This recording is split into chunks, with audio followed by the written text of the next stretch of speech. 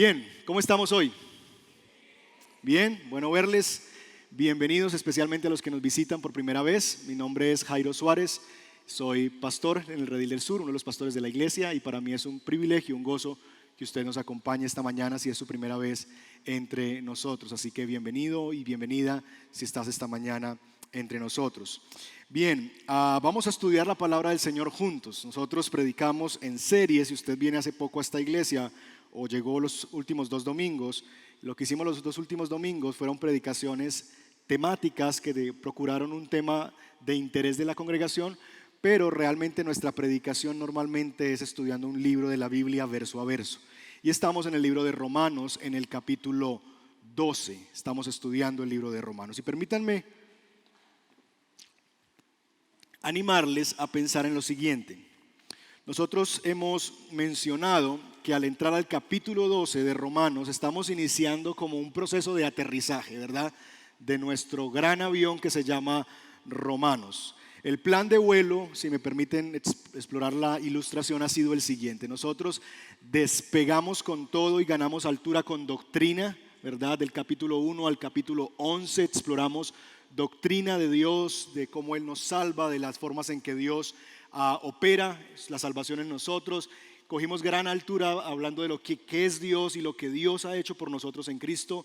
Cuando llegamos a la mayor altitud, explotamos en adoración en el capítulo 11, verso 33 al 36, y dijimos: todas las cosas son de Él, por Él y para Él. A Él sea la gloria por los siglos de los siglos. Amén. Así que llegamos a las alturas y nuestra respuesta, después de haber visto todo lo que Dios ha hecho por nosotros, fue adoración. Luego ese avión se estabilizó ahí en las alturas y empezamos a divisar, al comenzar el capítulo 12, nuestro destino, la meta. Y la meta es la transformación. Y es que Dios está transformando nuestras vidas a través de la renovación de nuestro entendimiento para que podamos entregarle nuestro cuerpo. Así que divisamos la meta que nosotros tenemos en Cristo. Y las últimas semanas, mis hermanos, básicamente lo que vamos a hacer y lo que comenzaremos el día de hoy es iniciar el proceso de descenso, ¿verdad?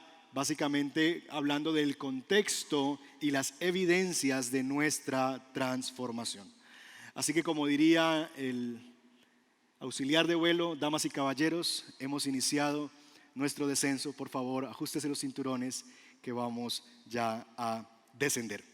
Así que ese proceso de descenso iniciará hoy en el versículo 3 del capítulo 12 y nos llevará hasta el capítulo 15, verso 33. Así que eso es lo que vamos a estar haciendo. Gran parte, yo creo que todo lo que nos queda del año es aterrizando ese enorme avión que ha sido Romanos.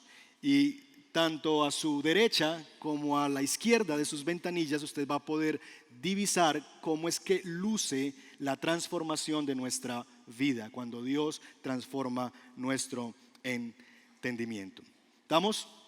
Así que vamos a hacer dos cosas. Vamos a leer nuestro texto hoy y luego vamos a ajustarnos los cinturones en oración y arrancamos con lo que tenemos hoy. ¿Estamos? Así que por favor póngase en pie y vaya conmigo a Romanos capítulo 12, versos 3 al 5. Nos ponemos de pie como una muestra de reverencia ante la palabra del Señor. Romanos 12, 3, y vamos a ir hasta el verso 5. Romanos 12, 3 al 5. ¿Lo tienen? Ok. Yo lo voy a leer en Nueva Versión Internacional, que es la versión que usamos aquí para predicar. Si usted lo tiene en otra, en su Biblia, no se preocupe, va a ver que la lectura es muy similar. Entonces, primero lo voy a leer. Vamos a leerlo de a un versito. Ustedes arrancan con el 3, yo leo el 4 y ustedes leen el 5 y luego yo lo leo completo. ¿Estamos? Ustedes el 3, yo el 4, ustedes el 5. ¿Estamos? Entonces vamos a ver a la voz de 3. 1, 2, 3.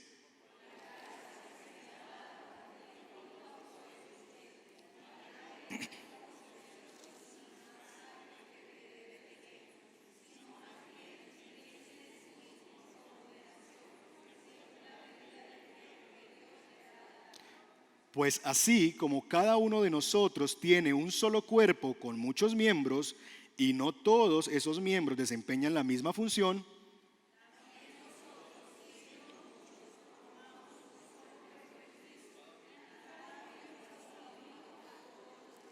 Ok, leo entonces ahora todo el texto en favor de ustedes. Por la gracia que se me ha dado, les digo a todos ustedes, nadie tenga un concepto de sí más alto del que debe tener, sino más bien piense de sí mismo con moderación, según la medida de fe que Dios le haya dado.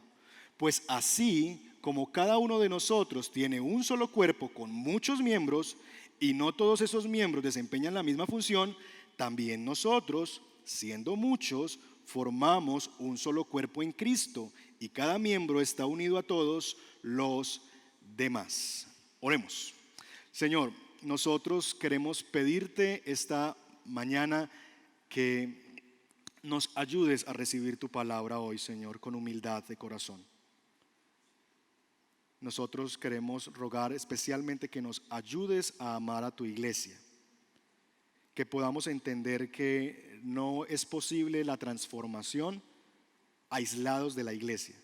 Tú nos transformas colocándonos en el contexto de una iglesia local donde hay hermanos y hermanas que son instrumentos tuyos para nuestra transformación. Sé que en medio de esta comunidad esta mañana, de las personas que hoy van a escuchar tu palabra, hay gente que ha sido herida por la iglesia.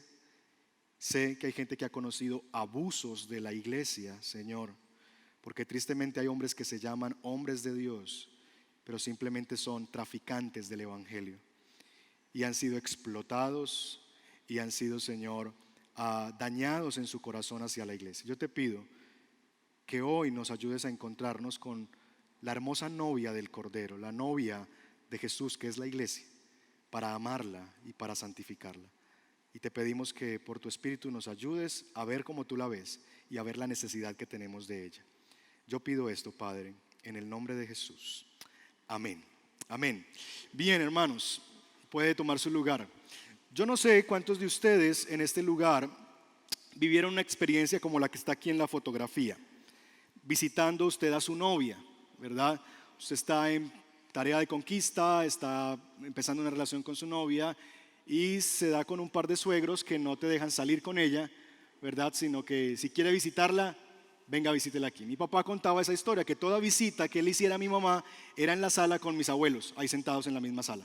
O sea, jamás pudo haber tenido una visita con la que en ese momento era su novia, mi mamá, a solas, porque los abuelos estaban ahí, ¿verdad? Y yo creo que eso ya no es tan común entre nosotros. Y lo que los suegros hacían en esa realidad era presionar para el matrimonio. Es decir, mijo, si usted la quiere, cásese. Si la quiere tanto y si se quiere comer la torta, entonces cómprela, ¿verdad? Cásese con ella.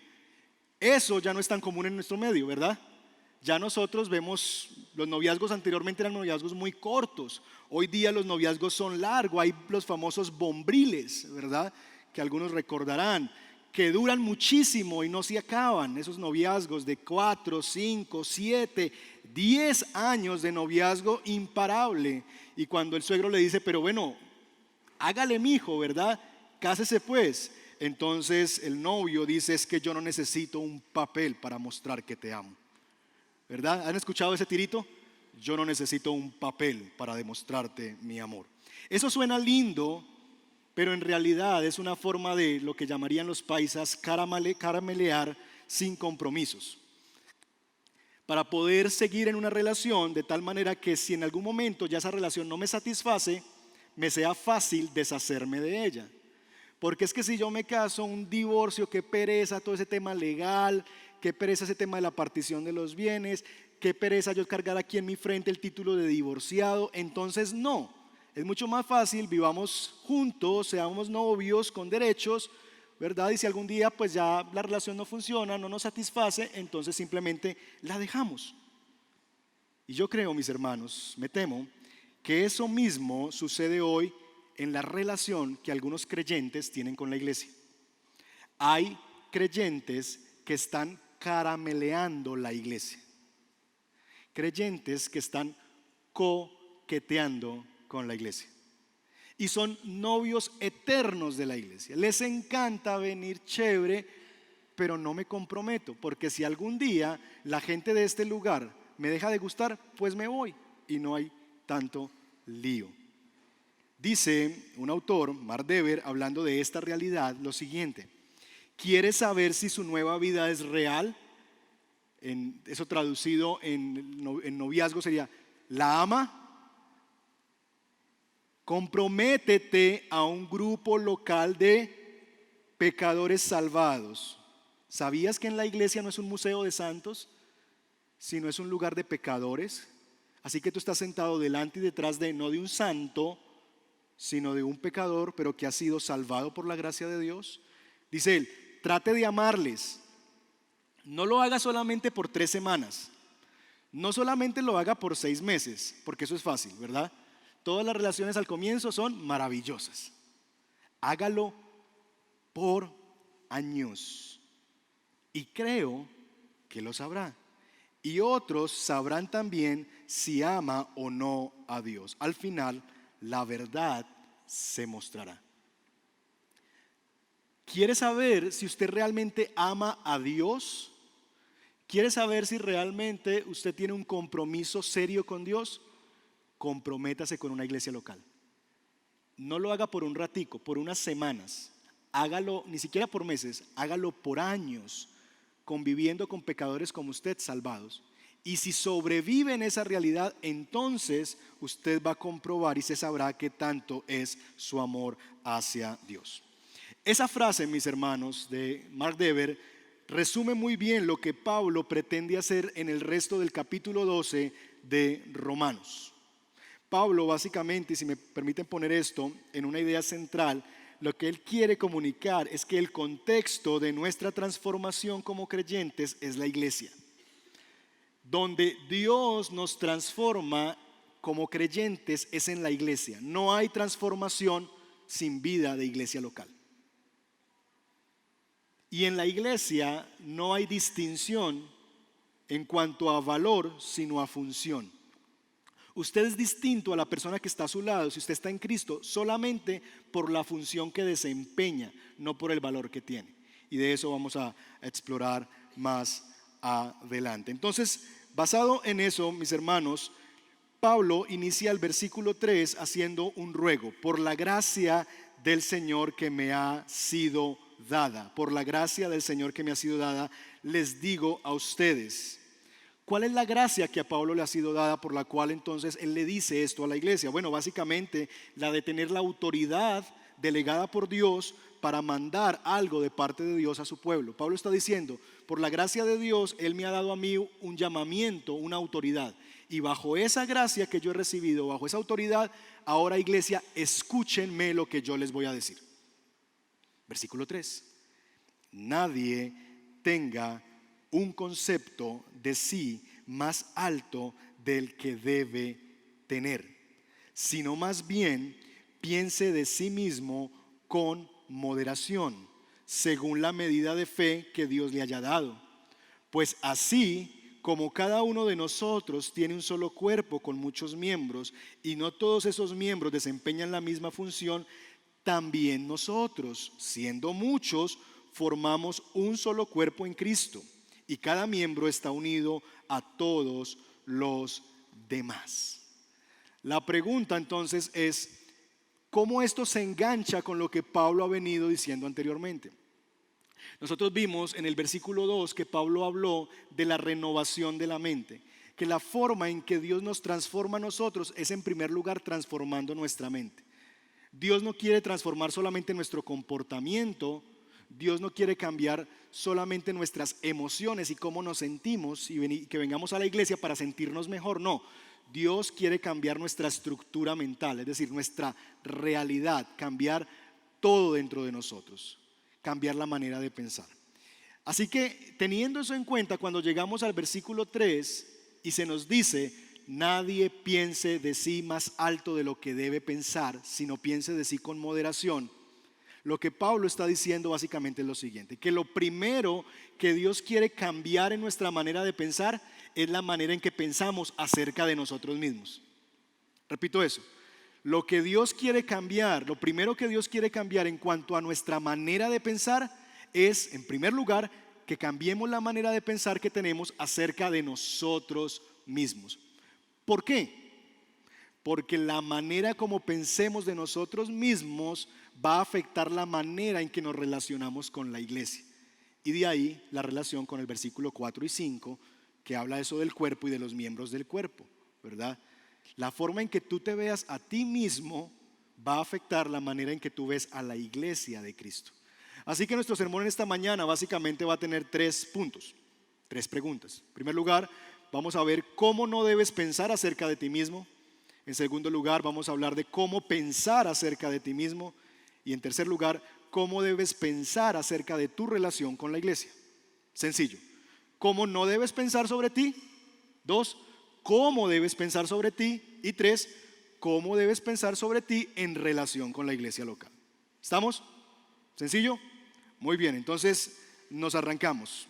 ¿Cómo no debes pensar acerca de ti mismo? Bueno, Pablo lo dice muy claramente. Nadie tenga un concepto de sí más alto que el que debe tener.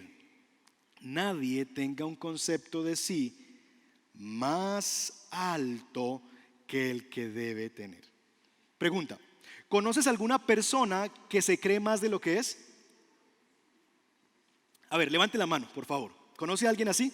¿Que se cree más de lo que es? Ok, pregunta: ¿esa persona es usted?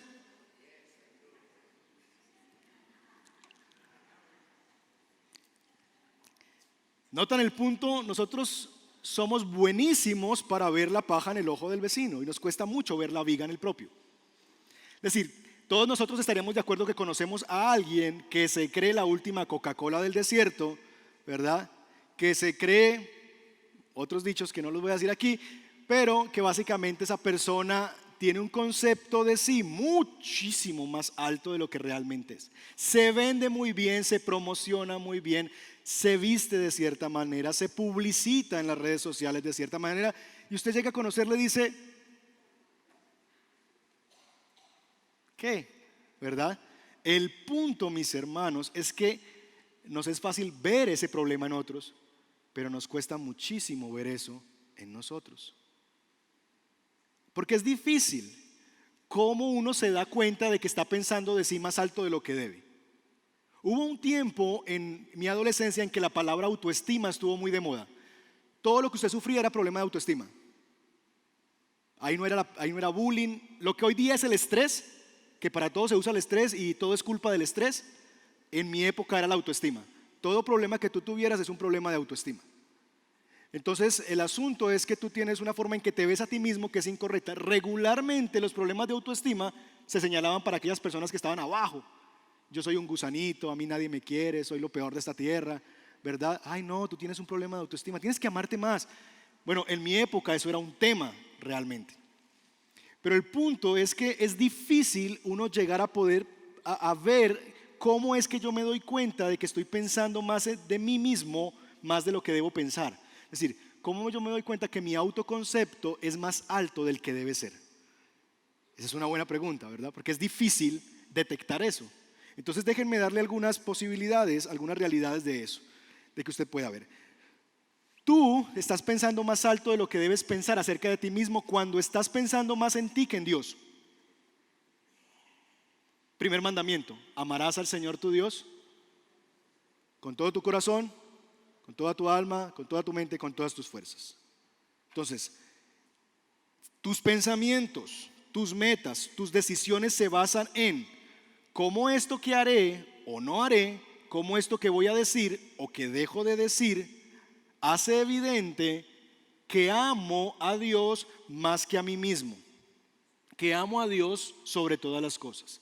En otras palabras, esto que yo estoy haciendo o he dejado de hacer, esto que yo estoy diciendo o he dejado de decir, ¿muestra la gloria de Dios o está buscando mostrar mi propia gloria? La forma en que yo vivo está diseñada para mostrarme y para yo crecer o para que Dios sea exhibido y Dios sea glorificado. Es una primera pregunta. Segunda cosa: cuando estás pensando más en ti que en otros. Segundo mandamiento. ¿Cuál es el segundo mandamiento? Amarás a tu prójimo como a ti mismo. Entonces, mismo asunto, tus pensamientos, tus metas, tus decisiones se basan en cómo esto que yo voy a hacer ahora o que voy a decir o no voy a decir hace evidente que amo a mi prójimo tanto como me amo a mí. ¿Sabían eso?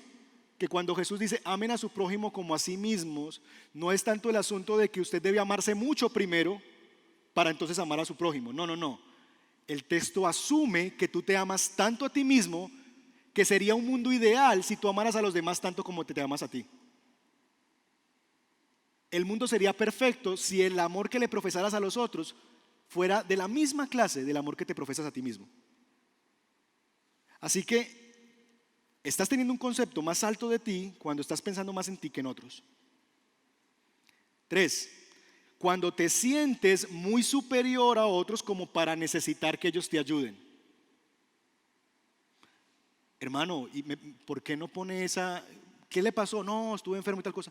¿Y por qué no nos pidió en el chat de miembros oración? No, pastor, yo no soy bueno para esas cosas. Yo no necesito oración de otros. Yo no necesito un grupo pequeño. Yo no necesito consejería. Eso es para los que están muy mal. Yo estoy muy bien. La ropa sucia se lava en casa y nunca la lavas o te queda mal lavada. Yo no necesito comunidad. Yo simplemente en mi casa pongo YouTube, una predicación y soy una oveja online. Aquí no hay gente como yo. No me logro conectar. Aquí la gente es como muy distinta a mí. O sea, no hay gente, no hay gente como yo. No me logro conectar. Aquí la gente, no sé, hay algo que no. Cuando te sientes muy superior como para pensar que aquí en esta iglesia no hay alguien que realmente pueda ayudarte en algo. ¿Esta gente de qué me puede ayudar a mí? 4. Cuando te sientes muy superior o inferior como para servir a otros. Ahora bien, yo puse aquí este asunto de sentirse inferior dentro del concepto de alta estima. Y usted puede decir, ¿cómo sentirse inferior es tener alta estima? Yo creo que siempre una persona que se ve inferior a los demás tiene un problema de alta estima. Y usted va a decir, okay, déjeme explicarle. La raíz tanto de la persona que se cree que está por encima de los demás y mira a la gente por encima del hombro, como aquellos que están por debajo, es la misma y se llama orgullo. Ambas personas, el que se ve muy abajito, soy un miserable, un gusano, un vil, y por eso no te puedo servir, como el que está arriba, tienen el mismo problema. El que está arriba dice algo como, es que no tengo tiempo para servirte. Yo estoy muy ocupado en mis cosas, construyendo mi reino, más bien tú ven y sírveme a mí. Si me siento muy abajo, entonces digo, no, yo no te puedo servir, porque es que no soy capaz. Necesito antes que tú me sirvas.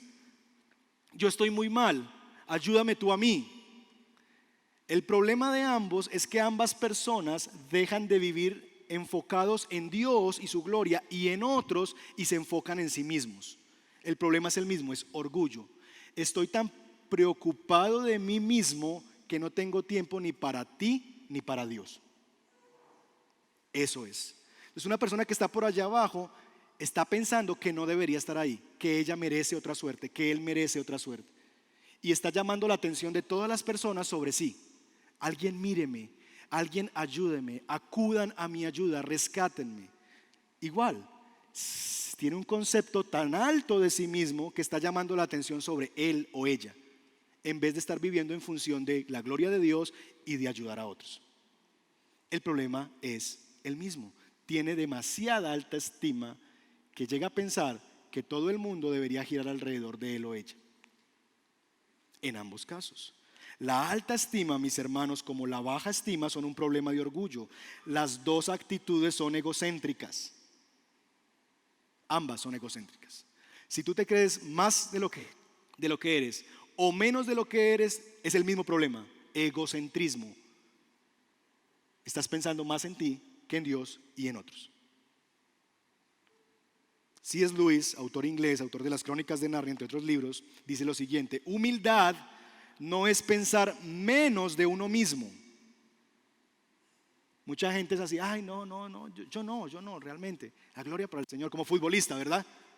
Termina de hacer 3 goles, lo entrevistan, se toma fotos con todo el mundo, se cree el mejor y cobra porque se cree el mejor del mundo, y termina el partido y dice, no, para la gloria de Dios, y ¿verdad? Ya tiritos de eso. No, eso es falsa humildad. Humildad no es pensar menos de uno mismo, es pensar menos en uno mismo.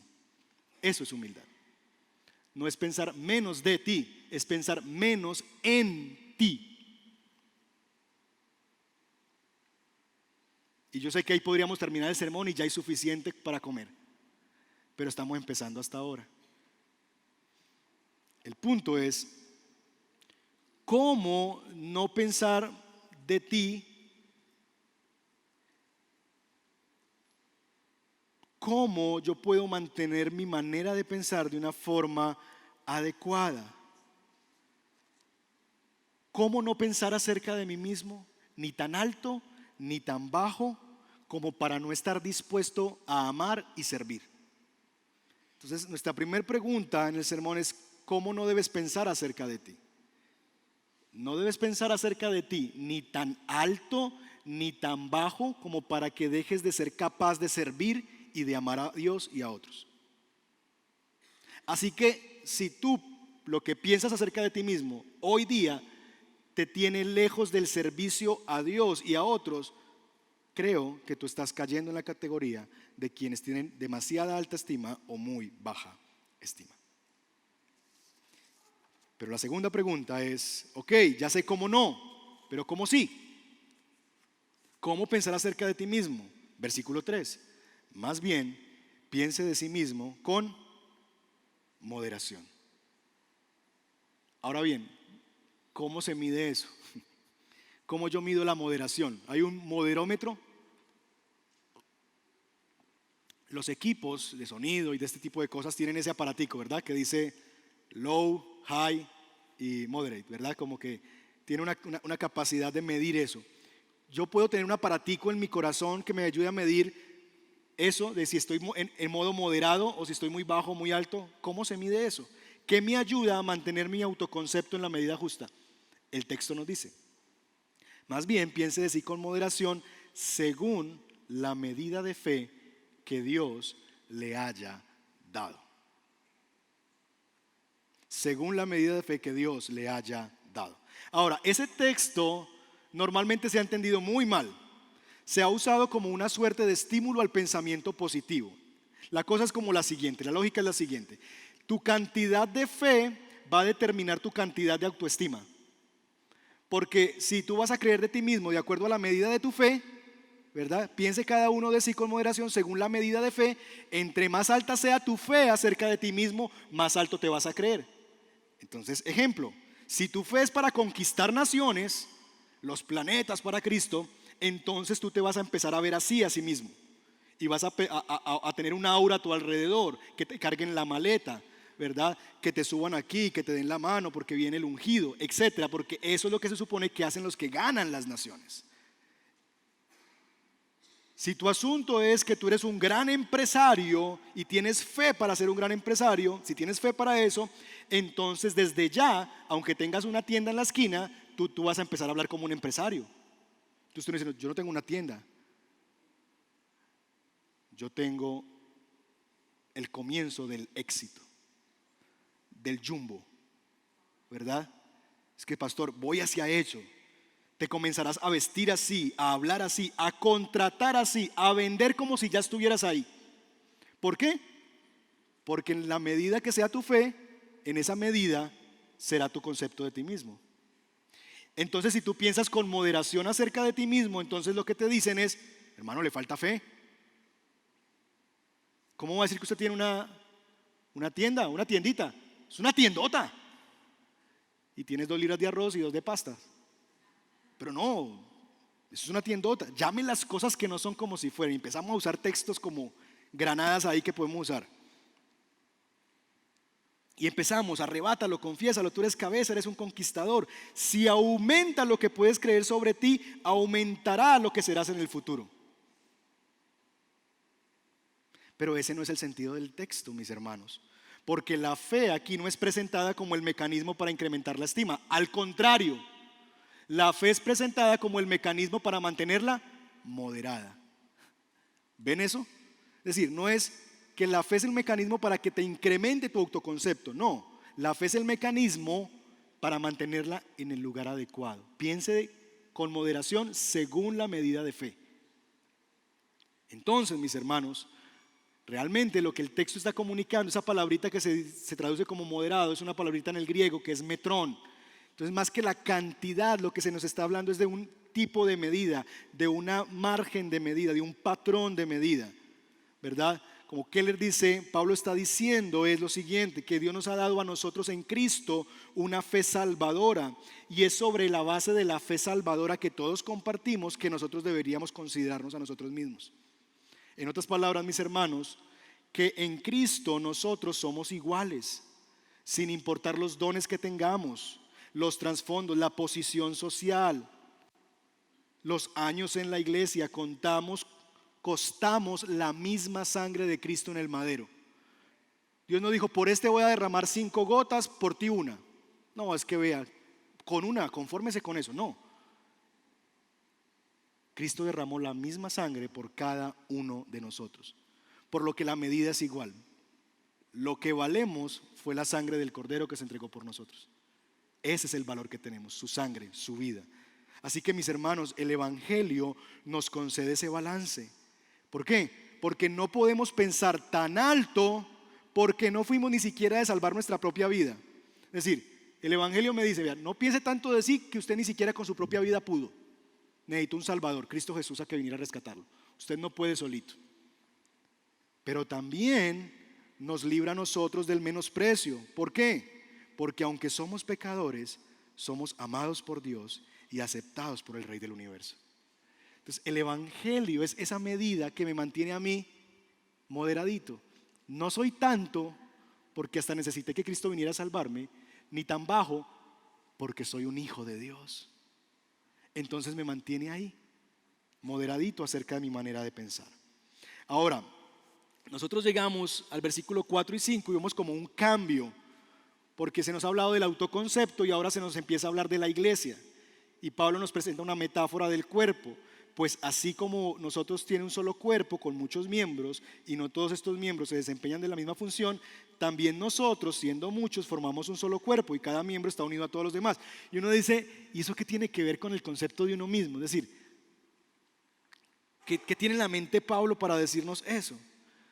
Lo que yo les decía al comienzo es que lo que Pablo está elaborando es lo siguiente: Dios quiere transformar nuestra mente, ¿verdad? Versículo 2. Lo primero que Dios quiere transformar en nuestra mente es la forma en que nosotros pensamos acerca de nosotros mismos. Y en segundo lugar, Dios quiere cambiar ese autoconcepto y ponerlo en el lugar que es, porque eso y solamente eso va a permitir que nosotros nos veamos de la manera adecuada en la iglesia de Cristo. Si yo pienso de una manera adecuada de mí mismo, voy a pensar de una manera adecuada acerca de por qué Dios me puso en la iglesia y qué quiere Dios que yo haga en la iglesia. Básicamente eso, las implicaciones que tiene para vivir en la iglesia. ¿Cómo entonces, en tercer lugar, debes pensar acerca de tu relación con la iglesia? Ahí está el versículo que acabamos de leer. Pablo nos está dando una analogía del cuerpo. Pablo está diciendo, en otras palabras, todos nosotros tenemos un solo cuerpo, ¿verdad? Este es nuestro cuerpo. Pero ese cuerpo está conformado por muchos miembros de ese cuerpo. Y no todos esos miembros desempeñan la misma función. Es decir, el ojo no sirve lo mismo que sirve el oído, ni la boca sirve para lo mismo que sirve los pies. Están en el cuerpo, están unidos allí, pero tienen funciones distintas. Así que lo que Pablo va a comunicar básicamente es 3 aspectos de la vida de la iglesia en los cuales yo debo pensar y considerar. Primero, la diversidad de la iglesia. Entonces, Pablo dice, nosotros tenemos muchos miembros en el cuerpo, ¿verdad? Y dice el versículo 5, también nosotros siendo muchos. Entonces lo primero que Pablo va a considerar es, la iglesia es un cuerpo diverso. Y si se quiere dar cuenta de eso, mire a su alrededor. Gente muy diversa unos de otros, muy distintas. En muchos sentidos, y te vamos a explorar más eso. Dos, Pablo está diciendo que a pesar de la diversidad, o aún con la diversidad, hay unidad en ese cuerpo. Entonces lo que él dice es, somos muchos, ¿verdad? Sin embargo, formamos ¿qué? Un solo cuerpo. Entonces hay un aspecto de sí, somos muy diversos, pero dos, somos uno solo. Y en tercer lugar, somos muchos que somos unos que cumplimos una función. Entonces, diversidad, unidad y utilidad. Pues cada uno de esos miembros que está en ese cuerpo tiene una función. Esa es la manera en que nosotros deberíamos pensar acerca de la iglesia. Que la iglesia es diversa, que la iglesia es una sola y debería estar unida, y que la iglesia, cada miembro de la iglesia debería estar cumpliendo su función en el cuerpo. Hoy vamos a hablar solamente de los dos primeros elementos y vamos a dejar el tercero para la siguiente semana. Y es el elemento de la diversidad y el elemento de la unidad. Entonces, ¿cómo deberíamos pensar acerca de nuestra relación con la iglesia? Como que tú y yo somos uno entre muchos. Uno entre muchos. Si hay un lugar donde Dios prueba nuestro amor hacia Él y nos purga del orgullo, es en la iglesia. Porque en la iglesia me doy cuenta que yo soy uno entre muchos. Si yo soy uno entre muchos, entonces eso me debe llevar por lo menos a considerar tres cosas. Primero, mis preferencias no se deben imponer. Ay, a mí me gustaría que la música fuera más movida en esta iglesia. Ay, es que a veces eso es como muy triste, es como, ay no, ¿y por qué no traen congas y bailamos y hay un grupo aquí de danza y pum, pa? Ay no, la iglesia ese sonido está muy duro, pónganlo más pasito, ¿verdad? Ahí se grita mucho, eso usan mucha cosa. No, ¿por qué no solamente las voces? Ay no, a mí me gustaría que el pastor usara corbata, ¿por qué se viste así? Otros dicen, no, que se vista como se viste en la semana. Preferencias. Que apaguen el aire, que lo prendan, etcétera. Si tú eres uno, ¿te has dado cuenta que eres uno entre muchos? Y que lo que tú preferirías no necesariamente es lo que los otros preferirían. Eres uno entre muchos, por lo que tus preferencias no se deben imponer. Dos, tus necesidades no son las únicas necesidades. Ay, es que en esta iglesia no me cuidan. A mí no. ¿Te has dado cuenta cuántas personas esta misma semana han buscado asuntos? Hemos tenido que llamar, están afrontando procesos difíciles como los tuyos, están enfermos, lo que sea. ¿Que la iglesia debe estar presente? Claro que sí, pero si a veces ni nos dices, pretendes que como que tengamos una bola mágica que podamos darnos en qué está, o que leamos tu rostro y en tu rostro nos demos cuenta que estás mal y busquemos. No, es complejo.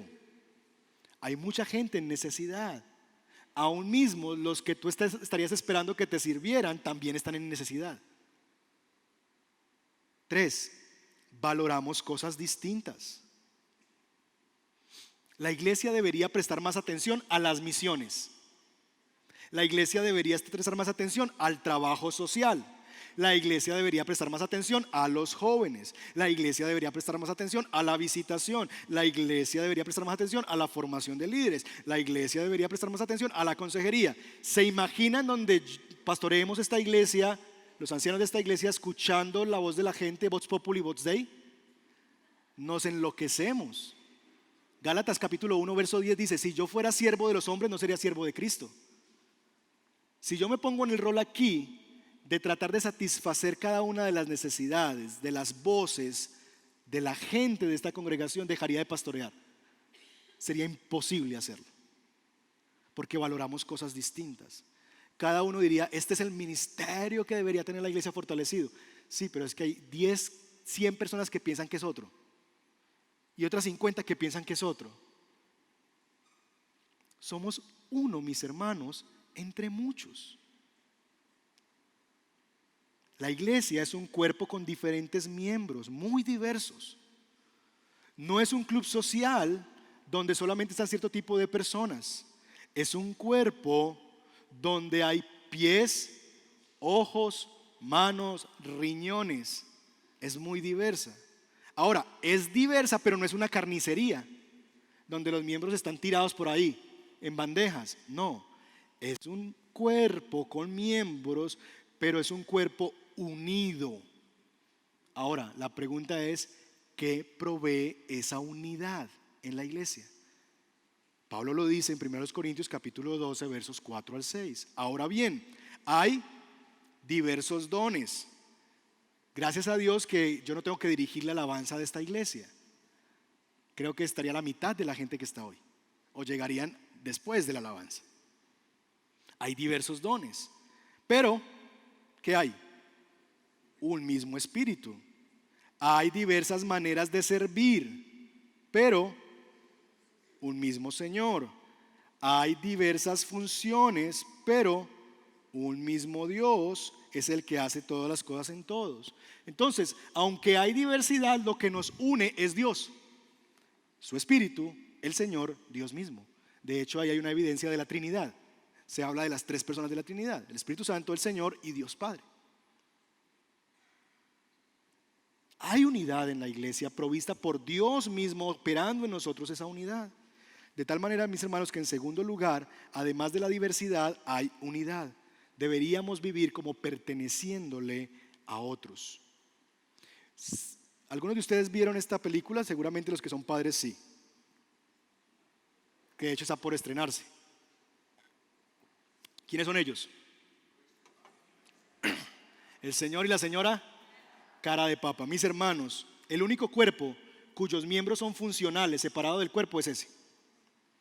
Ustedes ven que él puede tener el ojo en mi oficina en este momento y él se tapa aquí y ve allá, ¿verdad? Puede tener el brazo y el brazo puede caminar por sí solo. El único cuerpo que es funcional con sus miembros separados es el del señor Cara de Papa. Quítese una mano y diga: ay, es que necesito que esta mano vaya porque se me quedaron las llaves en la casa. Entonces usted dice: ay, córteme aquí por favor, y la mano empieza a trepar por la puerta, se sube y alcanza las llaves, se las trae. ¿Eso funciona así? No, el miembro no funciona si no está unido al cuerpo. El cuerpo de Cristo está conformado por cristianos unidos por el Espíritu Santo, por una fe común, por un bautismo común, por una comunión en el cuerpo, miembros que dependemos los unos de los otros y nos pertenecemos unos a otros. Esta iglesia local expresa esa unidad a través de lo que llamamos la membresía de la iglesia. Así expresamos esa unidad aquí en esta iglesia, donde firmamos un pacto de membresía, donde nos comprometemos a cuidarnos unos a otros tanto en la doctrina como en la conducta. ¿Recuerdan por qué la gente no se casa hoy día? Porque yo no necesito un papel para amarte. En el fondo yo les decía, básicamente no es eso. Es que si en algún momento tú y yo dejamos de sentirnos cómodos, a gusto con esta relación, pues nos abrimos del parche.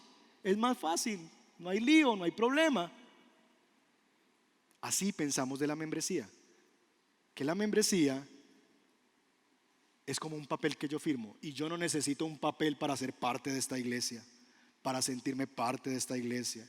En el fondo esa actitud es: no quiero que se metan en mi vida y no quiero perder la libertad de que si algún día esta gente me aburre o el pastor me ofende y me aburre, me voy y no hay enredos.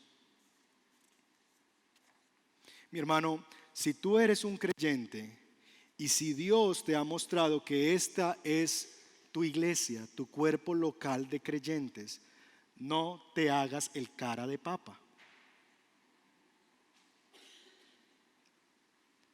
Únete a la membresía de la iglesia. No existe un cuerpo que pueda funcionar bien con sus miembros separados del cuerpo. Si eres un creyente, tu llamado es a unirte a la membresía de esta iglesia. ¿Saben? El título de este sermón es: no coquetees con la iglesia. Porque sé que hay muchos aquí que son eternos bombriles de la iglesia. Llevan 3, 4, 5 años, 8 años lo que lleva la iglesia. Y ahí están y no se han comprometido. Vienen, salen, llegan, vienen. Deja por favor ya de coquetearle a la iglesia. Diría el abuelo, el papá, amárrese los pantalones y comprométase con una novia que es imperfecta, pero a la que necesitas y te necesita. Deja ya de coquetear con la iglesia. Amárrate los pantalones, cíñete la falda y comprométete con una iglesia que sí es imperfecta. Claro que es imperfecta. Ay, es que en esa iglesia hay gente hipócrita. Pues bienvenido, necesitamos uno más. Ay, es que en esa iglesia no saludan. Mano, a veces tú tampoco. Porque no todos los días nos levantamos de la misma manera, porque no vivimos las mismas circunstancias todos. Claro que es imperfecta. No te estoy llamando a unirte así como tu esposa es imperfecta, como tu esposo es imperfecto. Pero tú decidiste amarle hasta que la muerte te separe, sea como sea. De igual manera la iglesia. Comprométete con una novia imperfecta, pero a la cual tú necesitas por el bien de tu alma y la cual te necesita a ti. ¿Y qué se supone entonces cuando me una a esa iglesia que yo debo hacer? ¿Cuál es mi parte en ese cuerpo? ¿Cuál es mi función? Bueno, de eso hablaremos la otra semana. Por ahora déjenme concluir con lo siguiente. No hay transformación aislados de la iglesia local.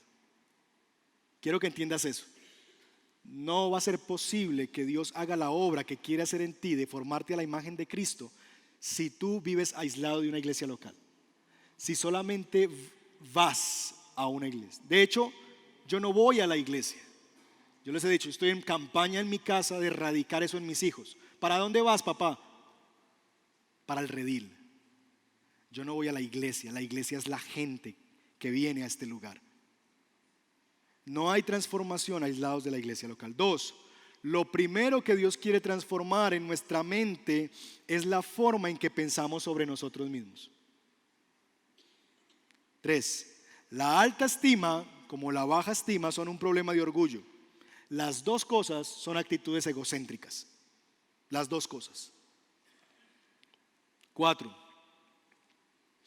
el evangelio nos ayuda a pensar correctamente sobre nosotros. Nos da una clara y moderada identidad. No soy la última Coca-Cola del desierto porque ni con mi propia vida pude, que tuve necesitar que el Señor venga a morir en una cruz por mí. No pude ni conmigo, así que no me puedo creer tanta cosa. Pero tampoco me puedo creer la piltrafa de este universo, que yo no valgo nada. ¿Por qué? Porque es que Dios me compró con sangre y soy su hijo, así que tengo valor en él. El evangelio me mantiene allí. Y 4, Dios nos une a su iglesia como miembros que se unen a un cuerpo en mutua interdependencia. Eso me mantiene sano en mi autoconcepto. Cuando yo vivo en una iglesia y entiendo que es que necesito de otros y entiendo que otros me necesitan. ¿Cómo aterrizamos eso hoy? ¿Qué implicaciones eso tiene? Bueno, yo quisiera hacerte una pregunta en primer lugar. ¿Cómo describirías, hazte esa pregunta esta semana, cómo describirías tú una relación egocéntrica? Una relación amorosa egocéntrica. Trata de pensar en eso. ¿Qué es una relación que es muy egocéntrica? Trata de pensar en características de esa relación. Ay, no, es cuando solamente piensa él en él, solo busca su felicidad, solo le atienden sus problemas, ¿verdad? Solo se enfoca en sus necesidades, quiere que yo le sirva todo el tiempo, pero nunca está dispuesto a servirme, etcétera. Y pregúntate entonces, ¿qué tanto describe esas cosas tu relación con el Redil del Sur? Haz el ejercicio de lo que tú dirías es una relación egocéntrica. ¿Qué tanto eso describe tu relación con esta iglesia local? Y piensa en eso. Piensa que así tratas a tu esposo, a tu esposa. ¿Qué pensaría tu esposa si tú dices que la amas muchísimo, pero solamente vas a la casa de ella una vez al mes a visitarla? ¿O qué pensaría tu esposa si tú le dices, no, es que mija, yo la amo, vea que yo le doy para el mercado todos los domingos? ¿Qué pensaría tu esposa acerca de tu amor si lo único que das es dinero? ¿O qué pensarías si eso no lo das? Yo te amo mucho, pero no te doy nada. ¿Qué tanto describe eso de tu relación con el Redil del Sur? 2, ¿estás de novio con la iglesia? ¿Eres un novio del Redil del Sur? Novio, en mi entendimiento de lo que es esta iglesia, es todo aquel que no sea miembro de la iglesia, miembro formal de esta congregación. A la iglesia vienen 420 adultos en promedio por domingo, 500 con niños. Tenemos 170 miembros, es decir que las 2/3 partes de los presentes aquí seguramente son novios de la iglesia. ¿Por qué no te comprometes? ¿La quieres? Cásese. 3, ¿entiendes que si no estás unido al cuerpo de maneras concretas, tienes una disfunción cristiana? Es decir, si tú tienes una mano, pero no te sirve para agarrar cosas, esa mano está ¿qué? Atrofiada, ¿sí o no? Ok, si tú eres la mano y no estás haciendo lo que debes hacer en el cuerpo, tienes una disfunción, estás atrofiado en algún punto. Porque eres un miembro del cuerpo. Y si tú no estás haciendo tu función dentro del cuerpo, entonces hay un problema allí. Hay que ver dónde está el problema. Pero tenemos que ver ese problema. Hay un problema. Y mis hermanos, si esa es tu realidad, hoy es día de arrepentimiento. Y yo sé que en este lugar hay personas que han sufrido mucho a manos de hombres y de mujeres.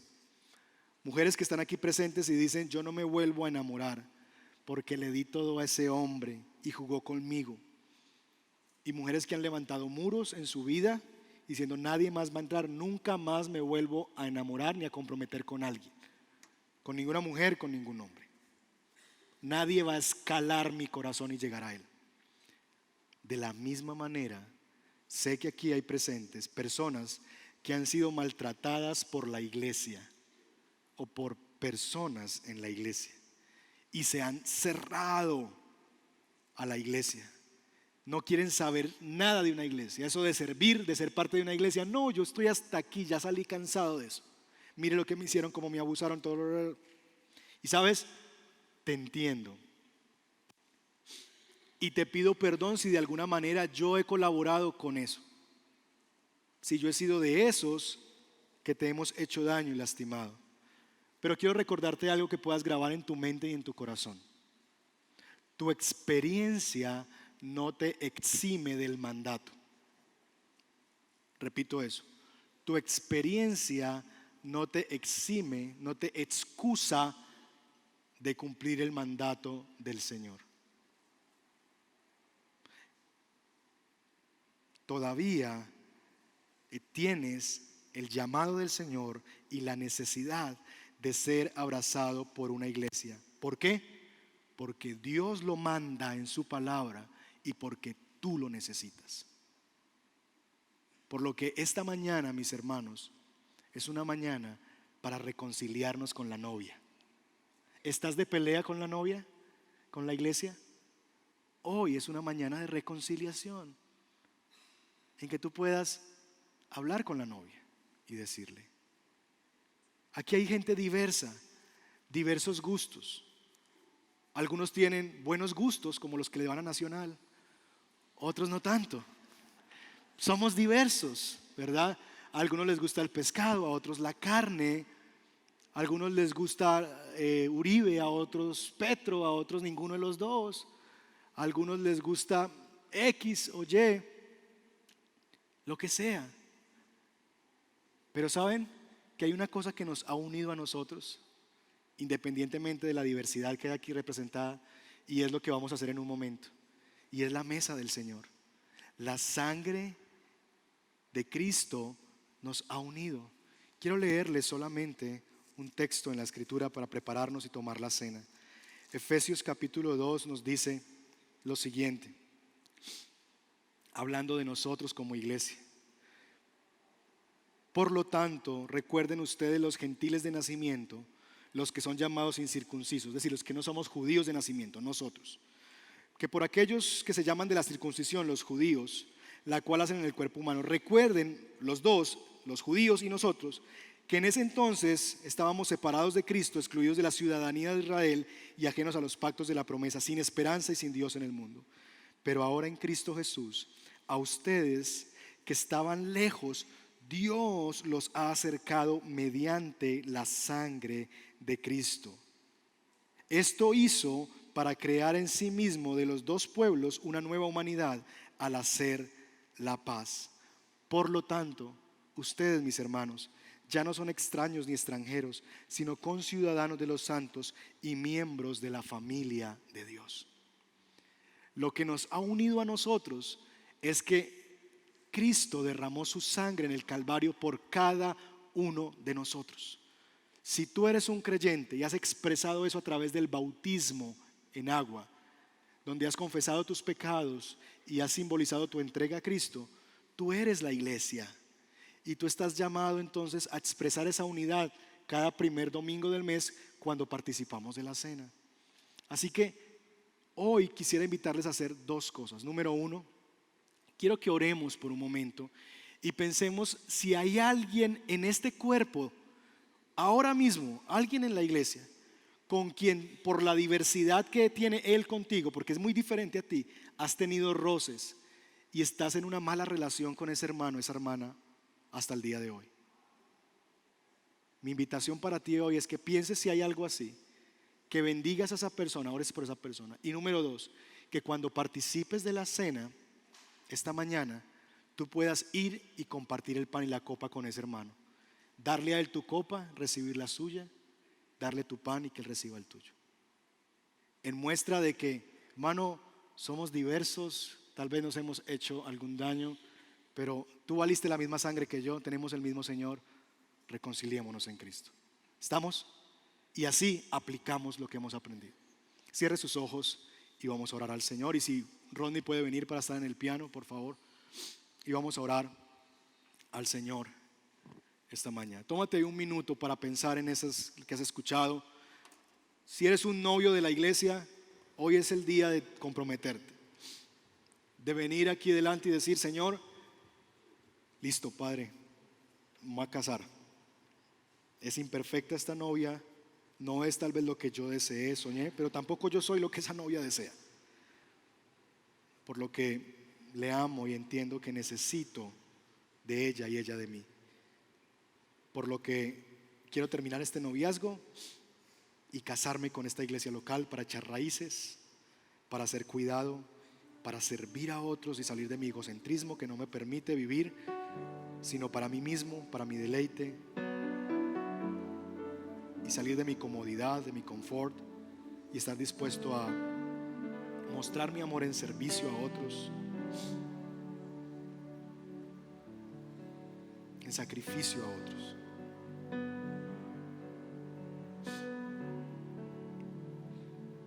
¿Eres tú, mi hermano y mi hermana, quien habiendo ya creído en Cristo y teniendo una fe sólida en Él, todavía estás ennoviado? Hoy es mañana de arrepentimiento para ti. Pide perdón al Señor por tu pecado, por caramelear con la iglesia, por decirte a ti mismo mentiras. Yo no necesito un papel para ser miembro de esta iglesia. Así esta novia expresa el compromiso.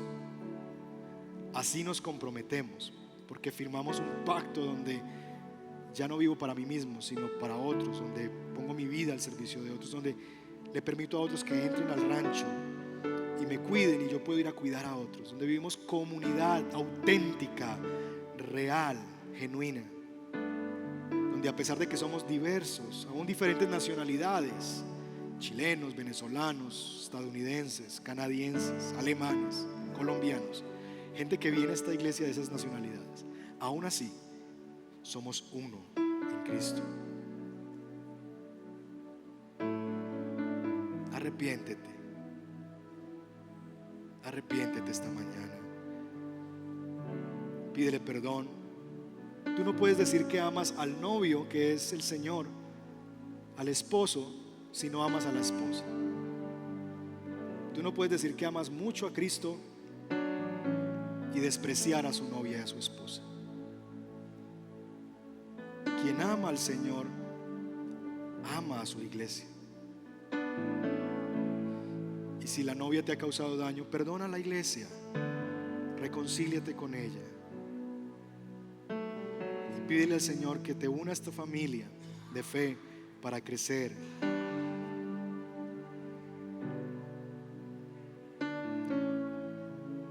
Y si tú eres parte de este cuerpo y te sientes parte de este cuerpo,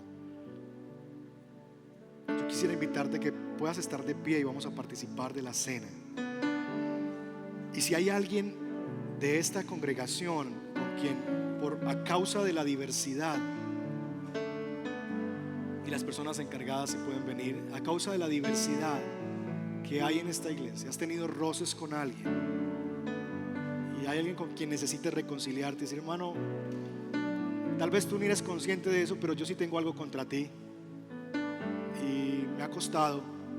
Yo quiero pedirte perdón, yo quiero reconciliarme contigo y quiero manifestar mi unidad al darte mi copa y recibir la tuya. Entonces vamos a hacer dos cosas. Vamos a ir a la mesa del Señor. Pueden salir de su lugar, hay 2 puntos atrás, 2 adelante. Tomar el pan y la copa. Y en segundo lugar, si al devolverte recuerdas a alguien con quien necesitas reconciliarte, búscale y ten un tiempo ahí con esa persona. Háblale. Tal vez no necesites hablarle mucho, simplemente decir perdón.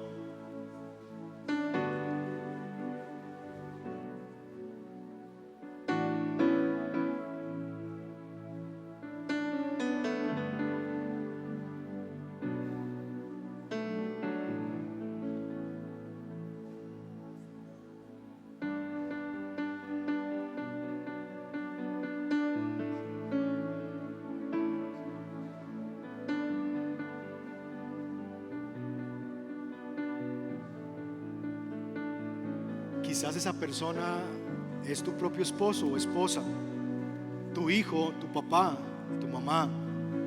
Quizás no está tan lejos de ti y está al lado tuyo.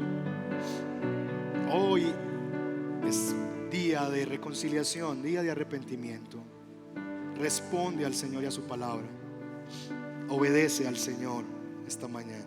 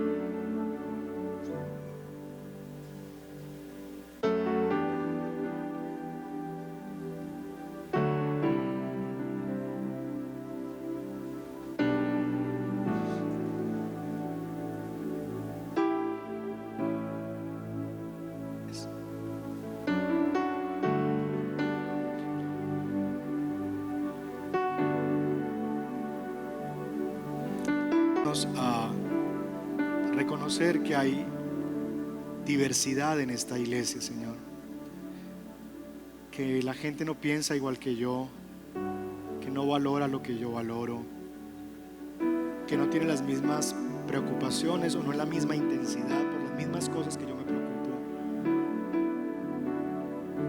pero que a pesar de toda la diversidad y a pesar de que en medio de la diversidad muchas veces podemos limarnos unos a otros, tener asperezas, es en la comunidad donde podemos ejercer el perdónense unos a otros, el sopórtense unos a otros, el anímense unos a otros, el exhórtense unos a otros. Nada de eso podemos vivirlo si no nos sometemos a una iglesia local, si no nos hacemos parte de una iglesia.